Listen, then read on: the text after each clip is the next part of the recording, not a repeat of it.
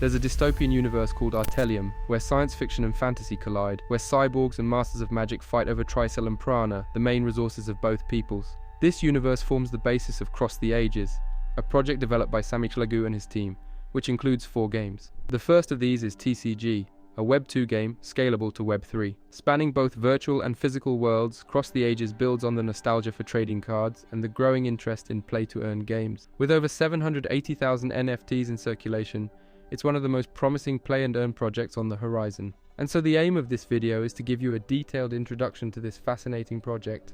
So let's get to the heart of the matter.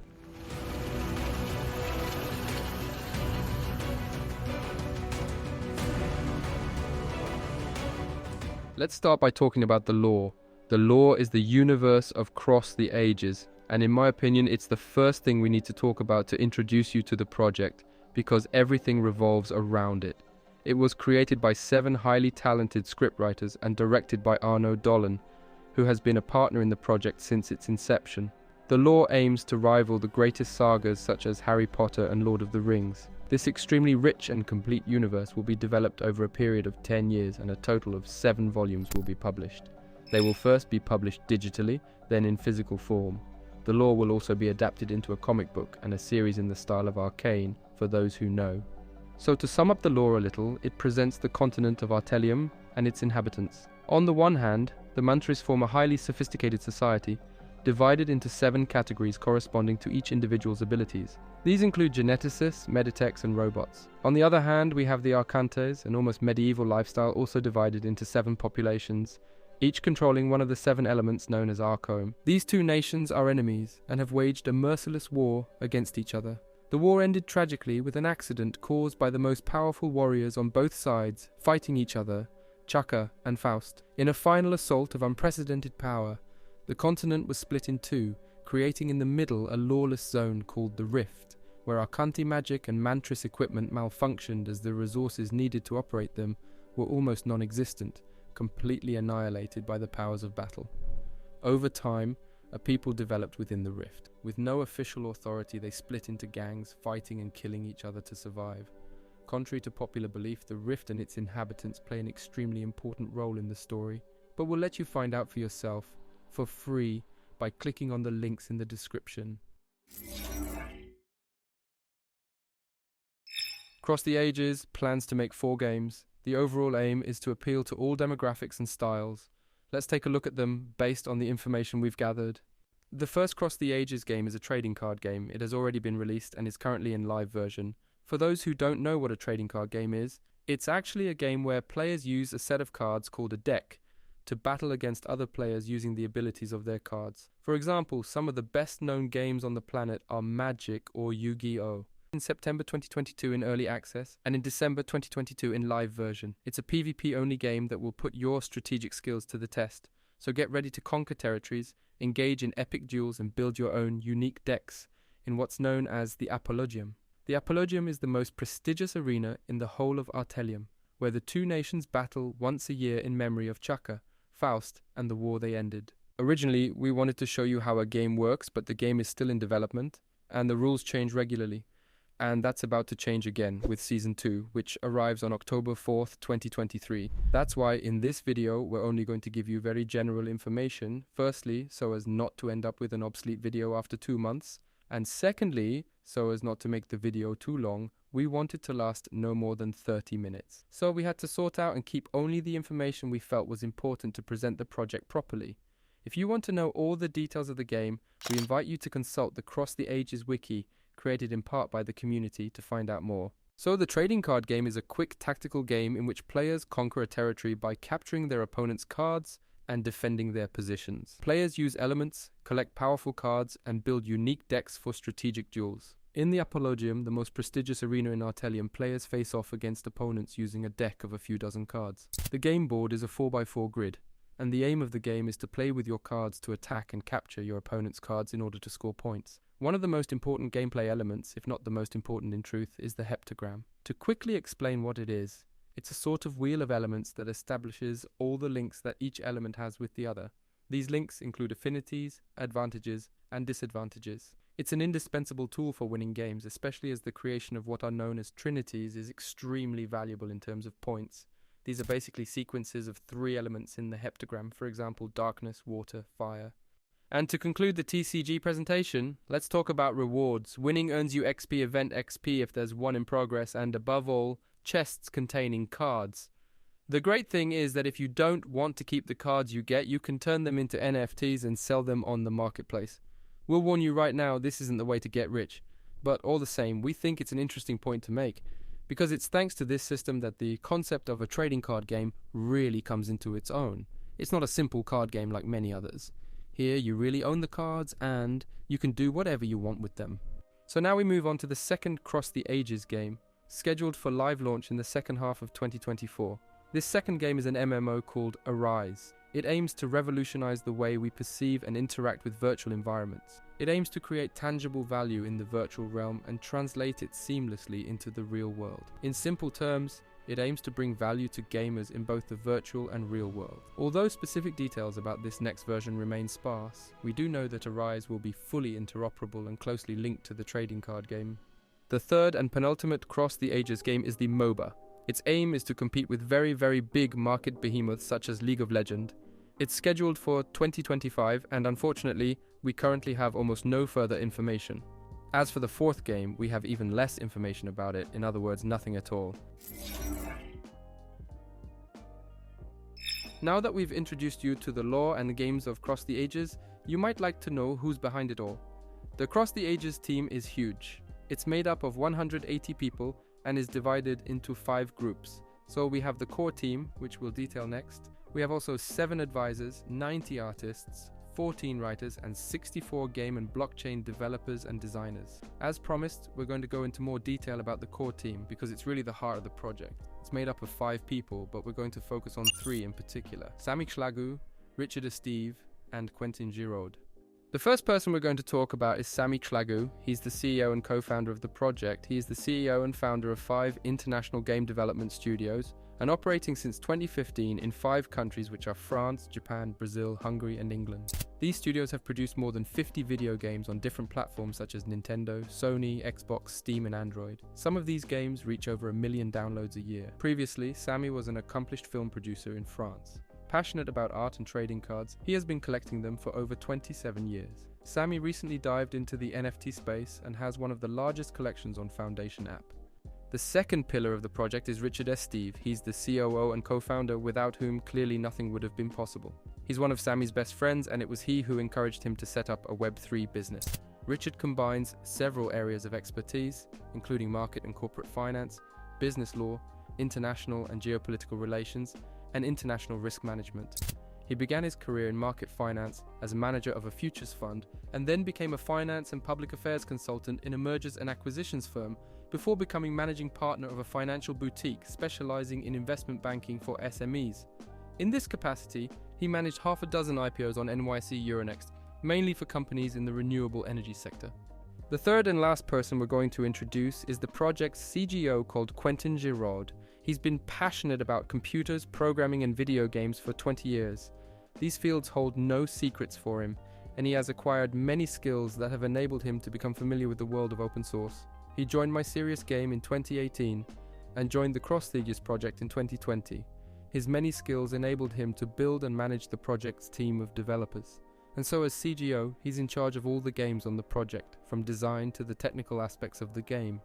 Well, that's it for the team. If you'd like to find out more about the team, check out the links in the description. At the community level now, so at the beginning of 2022, a video containing an enigma was posted on Twitter, and following this, there are groups that have formed to succeed in solving it. Since then, the community has gone from strength to strength, and even if we don't know the exact numbers, it's safe to say that there are at least a few thousand unique players on the trading card game today. And we also know that the community is becoming increasingly diverse. Just a few months ago, the vast majority of people involved in the project were French. Today, it's much more diverse, and getting more so. According to our most recent sources, 25% are French, 18% Japanese, 7% Korean, and the rest represent a group of countries that are increasingly involved in the game. These include England, Russia, China, and Italy. Certain markets will also be developed in the future, such as the United States and South America, which are among the world's largest markets. Speaking of social networks, the project is present on Twitter, Instagram, YouTube, Discord, Telegram, and pretty much everywhere. We've included all the links in description. Another very important point we have to tell you about is the guilds. Over time, a number of people deeply involved in the project have created guilds. There are 4 of them today, each with its own specific goals and ambitions. In order to present them to you in the best possible way, each guild leader has agreed to make an audio recording, which I'm now putting on your screen. So have a good listen, and we'll be right back. The fantastic thing about CDA is that the community itself could form a single guild under the same umbrella. There are so many talents, qualities, kindness, and respect in each of you that there would be something to do. A single entity divided into family, group, fraternity, quad, who give it their all to battle it out, mock each other, squabble in good humor. Not necessarily enemies who advocate the annihilation of their competitor, but simply adventurers who have chosen diametrically opposed paths to explore the lands of Artelium. On a personal note, when it comes to the FR community, I can relate to all of these guilds when I meet their members. At the end of the day, we're all very similar, with just one different banner that we use to distinguish ourselves from each other. Whether it's their character, their present and future vision of this universe, their ambitions, or their specialties. Each of these guilds has its own history, and for me, the AI Guild is and will remain the most beautiful, the most solid, the most festive, and the most atypical of the CDA guilds. Hello, my name's Shu, and I am 23 years old, and I will present you the Shu Squad. The Shu Squad is one of the first cross-ages teams that was created in September 2022. Open to all types of profiles, beginner, intermediate, pro. We are here to try hard, help each other, and most importantly, have fun. Oui, baguette, vive les choux! Welcome to GAM Guild, your ultimate destination for the world of metaverse games. Immerse yourself in a world of gaming knowledge and adventure with our Cross the Ages Guild. At GAM Guild, we're passionate about games, article writing, in-depth guides, and bespoke services. Our expert writers bring you an array of informative and entertaining articles, covering a wide range of games. Whether you're a novice or a veteran player, our guides will accompany you as you progress, helping you to master the intricacies of the game's most complex mechanisms. Looking for personalized services to improve your gaming skills or get a strategic boost? GAM Guild is there for you. Take advantage of our expertise for one-to-one coaching sessions, in-depth gameplay analysis, and much more. Join us on this exciting gaming adventure and discover a passionate community ready to share their knowledge and help each other push the boundaries of Cross the Ages gaming. Hey everyone, this is Bob Volt for the R Guild. We are the first English guild on the CTA universe. Our main characteristics are the following. We love competition and fighting for the top. We love the lore and we try to contribute in as many ways as we can to enrich it. We are passionate also about solving puzzles and trying to discover the mysteries of Artelium. Our main focus is to have a good time together and to discover all the great people within the CTA universe. So if you want to know more about us, our Discord is open to everyone. And if you want to join us, you are more than welcome. We hope these audios have helped you get to know each guild. If you're interested in any of them, their Twitter page is in the description. In terms of partners, the list is impressive. From world-famous video game studios to Web3 investment funds. They include Square Enix, for example, a famous Japanese company that publishes and develops video games and manga. It is world famous for Final Fantasy, Dragon Quest, and Kingdom Hearts. And it's even worse with the second partner we're about to introduce, none other than Ubisoft. For those who don't know, Ubisoft is a French company and the third largest independent video game developer and publisher in the world. The studio has created such remarkable sagas as Assassin's Creed, Rainbow Six, and Prince of Persia. On the Web3, Cross the Ages is partnered with Sandbox, one of the largest metaverse on the cryptocurrency market today, with a market capitalization of around $800 million. We don't yet know the ins and outs of these partnerships, but what we do know is that Square, Enix, and Ubisoft are clearly committed to the development of Web3 gaming. So now we're going to move on to the biggest part of the video, the tokenomic. There are 3 tokens in Cross the Ages: the Prana, the Tricell, and most importantly the CTA token. We're going to look at each one in detail, and of course we're going to spend a lot more time on the CTA token, which is the project's cryptocurrency. So let's start with Prana, the game's paying currency, which is used for all off-chain spending. As in any traditional trading card game, it's used to buy chests, premium event passes called insignias, and CTA tokens. It's also possible to earn them via social network gifts, tournament rewards, or end of ERA rewards. And just so you know, for those who don't, an ERA represents 6 weeks of play, enabling regular ranking of all players, and above all, the distribution of a large number of rewards. Let's talk about the Tricell, the second currency in Cross the Ages, and an extremely important one too. It can only be earned while playing. It can be obtained as an end-of-game reward by destroying chests won at the end of a game, or by completing various in-game quests such as daily, weekly, and permanent quests, just like in any other game. And in fact, its usefulness is crucial, as it allows you to craft cards to make them more powerful. We haven't explained the crafting principle to you before, and we're not going to explain it to you in this video because, as we said before, we don't want to make this video too long. But what you do need to know is that crafting allows you to strengthen cards by destroying others, and it also allows you to have cards called alternatives and alternative combos, which are in fact the most powerful and rarest groups of cards in the game. Let's move on to the biggest piece of tokenomics, the CTA token. This is the last currency we're going to introduce you to, and it's the project's cryptocurrency. It's interesting to note that Sammy and the original team spent a number of months working on the project's tokenomics in order to get the best possible result, and so we're going to tell you all about it.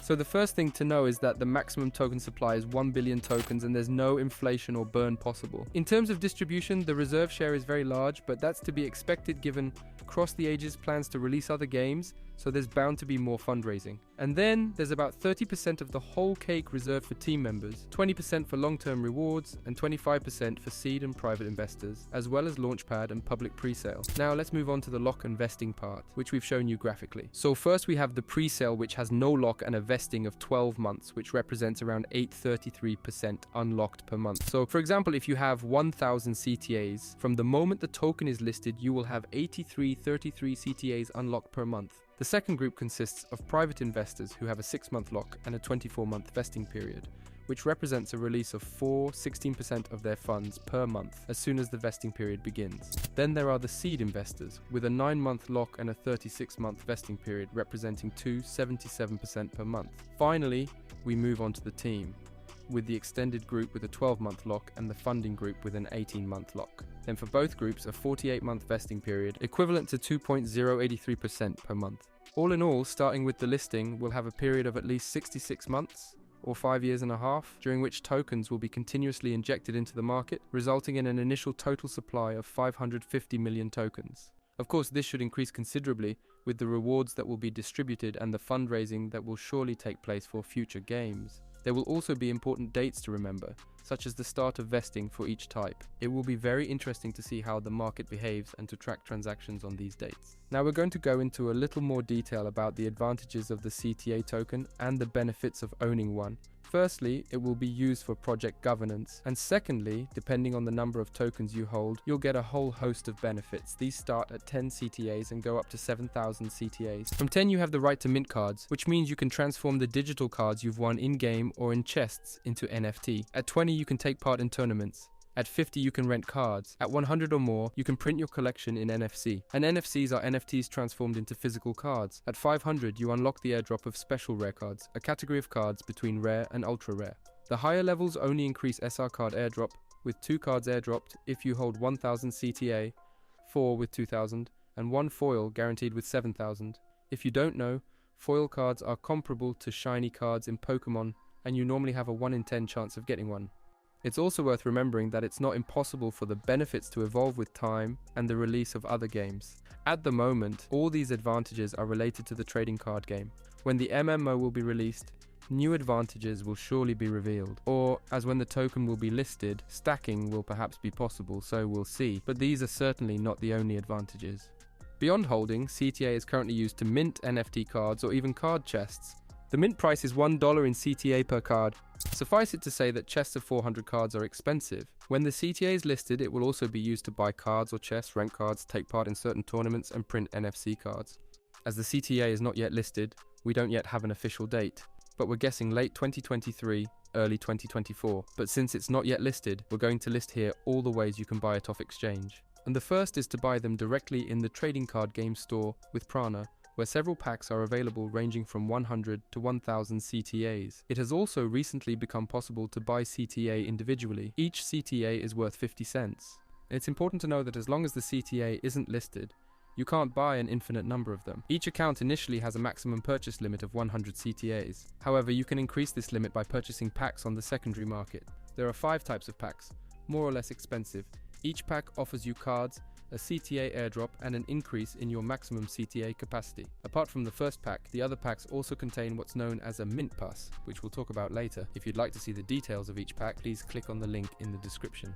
The first type of pack is the standard pack, which contains 20 NFT 10 CTA token and increases the maximum CTA purchase on your account to 600. These are currently available on the market at around $100 or $150. The second is the Apprentice Pack, which contains 20 NFT 50 CTA, takes your account to 600 CTA, and includes a red mint pass. These can be found on the market for around $280. The third pack is the Disciple, containing 25 NFT 125 CTA, increases the account cap to 725 CTA, and contains a green mint pass. It can be found for around $580 on the market. And the fourth and final normal pack is the Primus, which contains 20 NFT 250 CTA, increases the account cap to 1,500 CTA, and includes a blue mint pass. These can be found on the market for around $1,150. If we said that the Primus pack was the last normal pack, it's because there's another type of pack, the Legacy. They were the first whitelisted premium packs, but after a bug occurred, they were normally destined to be lost. But the team decided to make use of this and create special packs. They are divided into 7 different levels, randomly assigned on opening. The content of the pack, which contains CTAs, free mint, free animations, and a legacy mint pass, differs according to the level obtained. These packs are currently selling on the secondary market for around $5,400. So now we've been talking about mint passes for a few minutes. They are included in all premium packs or can be purchased directly on the secondary market. Mint passes are extremely interesting items to obtain, as they contain a huge number of advantages which are obviously more or less interesting depending on the mint pass you have. There are 13 advantages to mint passes, of which 7 are currently known. The first advantage is priority pre-sales. The second is reduced transaction fees on the Cross the Ages marketplace. The third is the unlocking of SR card airdrops, provided you hold at least 500 CTAs. The fourth advantage is an airdrop of so-called Shards Mantries. These are items which, once collected, will enable you to obtain an exclusive Season 2 card dedicated to Mantris. The fifth benefit is the airdrop of a pre-sale ticket to buy Mantris Season Packs at 50% off. The sixth benefit is the airdrop of exclusive card shards at special events. It takes 20 shards to mint a card, and each mint pass airdrops a predefined number. And the seventh and final known benefit is VIP access to CTA events. If you'd like to know all the details of the various benefits, please consult the link in the description. So that's it for this presentation of the Cross the Ages project. If you like the project, don't hesitate to drop a like. It's always a pleasure, and check out the links in the description to learn more. See us next time for a new video. Ciao Arcantes.